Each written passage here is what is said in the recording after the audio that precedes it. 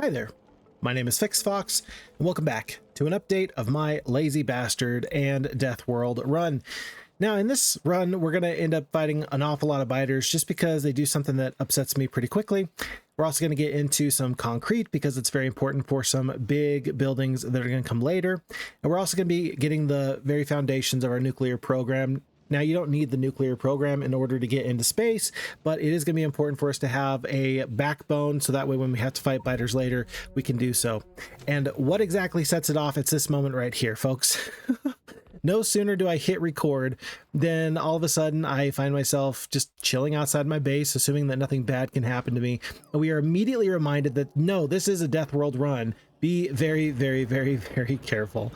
And that does piss me off quite a bit, so much so that we are going to visit so much death and retribution upon our enemies that I put together like a little bit of a montage here. We're going to kill about 6 or 7 bases in the span of about a minute and have a lot of fun doing that. Meanwhile, while we're not researching anything at the moment, the hour and a half or so that this playthrough takes place over, we are getting a lot of like the foundational prerequisite materials that'll be necessary for purple and yellow science later. Right now you can see that we're researching the concrete as we're doing death and destruction upon our enemies. We're also going to be getting into things like the electric smelters and some of the other sort of prerequisites. We're not going to necessarily use those prerequisites. That's not what they're really here for at the moment. It's more going to be just to make sure that we can have a trickle of science later when the time is right. I don't think that it's too strange for me to say that right now we are not on this Deathworld run trying to build up our infrastructure as big as possible. Still, we are still just trying to get a trickle of everything so that way the pollution cloud is not so big that we are getting absolutely smoked. So now that I'm satisfied that the enemies have forcibly been required to leave us alone, we are now into our concrete building. It's not a very difficult build, but it does combine some kind of nifty things. The fact that you have to pull iron ore off of your main belt or your main bus does make it a little bit interesting. There's no other product that really requires some of those materials like that. By the way, we've also made sure that we have researched into our uranium mining, and so that just kind of makes sense to me at this stage. Going through my mind right now is, look, if I'm going to be going for certain bits of tech, I'm going to be very, very sad if I don't invest right now in my nuclear program. So if we can just get a little bit of mining up and running, if we can just start to stockpile, perhaps we can eventually get up to 40 of the glowing green rocks that are going to allow us to do the Covarex processing. And that's going to allow you to get something of an infinite loop or an infinite amount of the most important bits of the uranium. That is between the uranium 235 and 236, right? Hold on. Something like that. Anyway, glowing green rocks, dull green rocks. Folks, we go for glowing green rocks. I didn't know I could do this, by the way, but I'm going from so far away. I'm just hitting shift and then I'm not left clicking. I'm just kind of shifting and then holding, and it kind of charts a path for me. I knew that the AI was pretty okay at doing some train pathing. I didn't know it'd go that far, quite frankly. So this is an example of Fox learning something new every single day.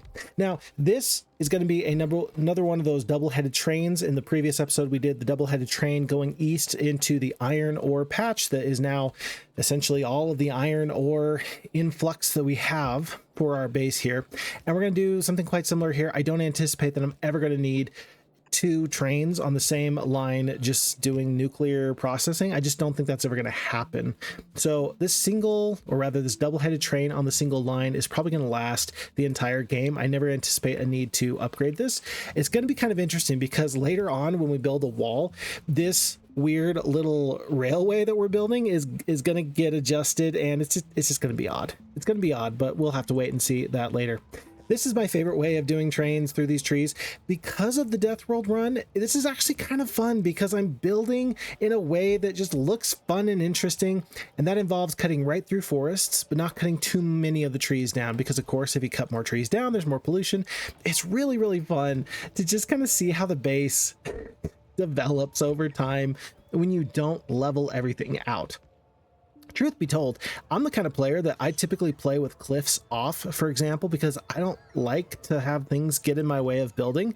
And I am the kind of person that will typically just take grenades and clear out entire swaths of forest, or a little bit of, a little bit of napalm in the jungle. That tends to also help a little bit. But that makes this run all the more special when we are trying to preserve the trees and have something of a symbiotic relationship, even if that means I have to go the long way and twist and wind my way through their forests. So this is going to be the start of this process, folks. I'll tell you right now, I've never figured out a really good way of making sure I don't have 25,000 units of sulfur, like the sulfuric acid, just sitting in a train depot or like a train liquid transportation system. Typically, like, you know, if you're gonna be mining this uranium ore, you're gonna need the sulfuric acid because, hey, the rocks are really like much tougher than the typical mining drills can handle. And so you got to use the sulfuric acid. So this train has got one little compartment there for the actual uranium to be transported back to the base, and then you also have the liquid transporter just to make sure you can get the sulfuric acid out here. But if you put 25,000 units of sulfuric acid in here, then that just feels bad, because then that's just product that is wasted, and typically it doesn't feel bad to waste product, quote unquote, by having it sit on a belt. But this much sulfuric acid, or rather that much sulfuric acid in the early game, feels bad. Now, because I'm using these, I'm not using solar panels to try and power this outpost here. I am going to be using the big electronic poles. I can totally do some circuitry. And in fact, I think that that's kind of what I end up doing at some point.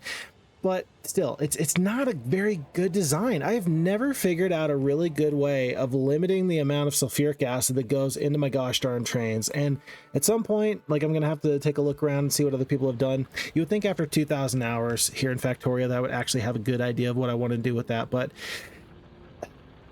I don't. Anyway, so if you got ideas, hey, drop a comment, let me know. Let me know what you do. Or if you're the kind of person that just has 25,000 units of sulfuric acid in a train, let me know that too. It's nice to know that we're really not alone in this world, by the way.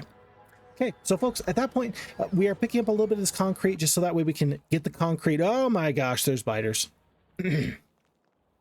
That's a problem. They've moved in just as soon as I got there, and that's just not going to stand. As soon as they congregate in that little death ball, that just means that they're building a new base. And by the time that I actually get down here, they go from a little ball into a full-fledged base just that quickly. Holy kittens. I hate your stinking guts. And somehow this tiny little base actually gives me fits to the point where this tank, like, yeah, like it's going to survive. I'm going to survive, right? Ha. Kept you on the edge of your seat. That's what we call suspense. It's part of what makes the experience fun for you. No, like, we get through it, but even that tiny base actually brought my tank down to less than a quarter HP. So kind of scary. Okay, back to what we were doing before.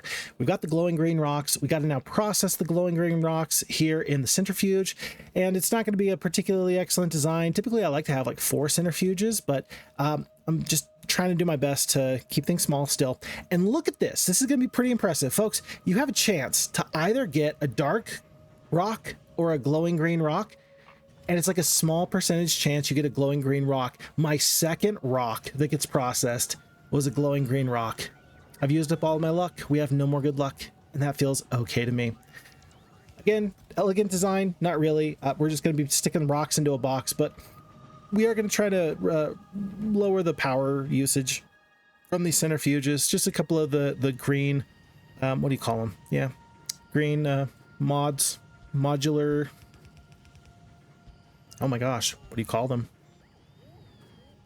The little green things that reduce pollution and energy. Golly, why am I having such a hard time remembering that name? Anyway, the point is, folks, is that we've got nuclear energy on the way. We've got eventually the ability to drop nukes on our enemies.